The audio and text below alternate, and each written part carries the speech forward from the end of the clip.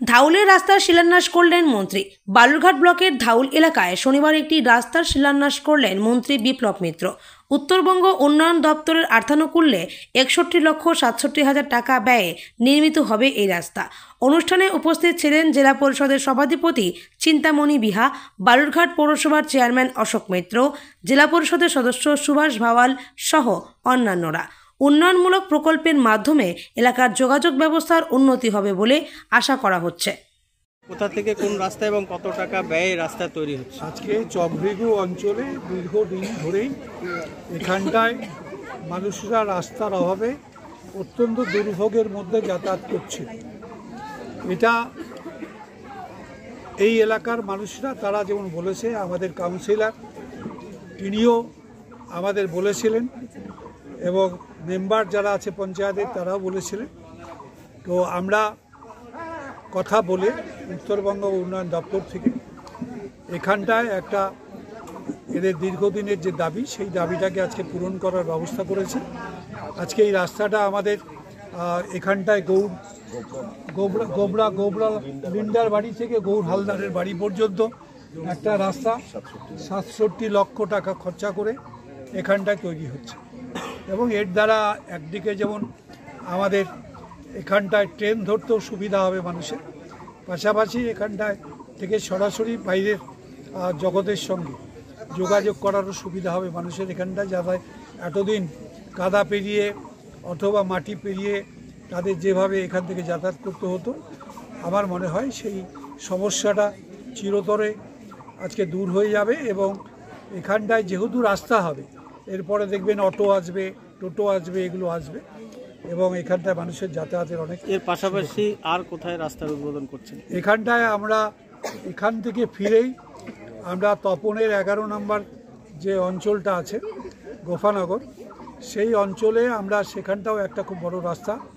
সেই জায়গাটাতেও আমরা আজকেই আমরা সেখানটায় শিলান্যাস করে যাব এবং সেই রাস্তাটার কাজ শুরু হবে এবং আমরা তপনে আগামীকাল সেখানটাও আমাদের দুখানা রাস্তা হবে, খুব বড় বড় রাস্তা, সেই রাস্তাতেও আমরা আসবো। আমরা কালকে আগামীকাল আমরা সেই দুটো রাস্তা আবার করব, খুব বড় বড় রাস্তা। দাদা, বর্তমানে রাজ্য সরকার গ্রামীণ উন্নয়নে বেশি জোর দিচ্ছে, তো রাজ্য সরকারের প্রতিনিধি হিসাবে আপনি কি বলতে চান?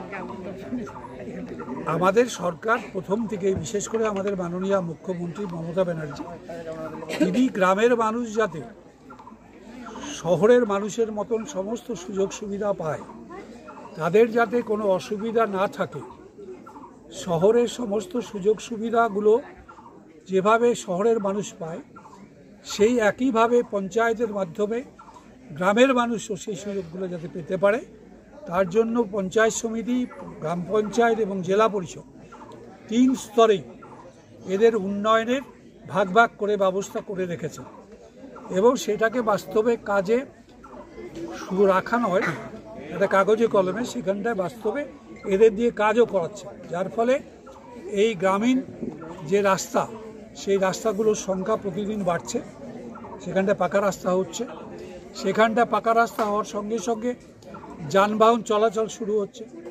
মানুষের আগে যেটা হেঁটে অথবা সাইকেল করে যেতে হতো গ্রামের থেকে মাটির রাস্তা দিয়ে, সেই রাস্তাগুলো একটার পর একটা নতুন নতুন রাস্তা তৈরি করে দেওয়ার ব্যবস্থা করা হচ্ছে।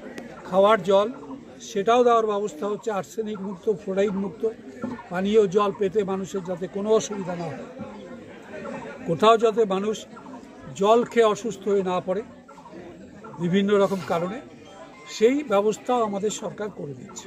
অন্যান্য যে ডেভেলপমেন্টগুলো হচ্ছে, স্বাস্থ্য থেকে আরম্ভ করে আদার যে অন্যান্য সুযোগ সুবিধা যেগুলো মানুষের পাওয়া উচিত, সেগুলো আমাদের সরকারের পক্ষ থেকে, আমাদের বিশেষ করে মাননীয় মুখ্যমন্ত্রীর তারই চেষ্টা, আমরা সবাই মিলে কিন্তু এগুলো করতে পারছি।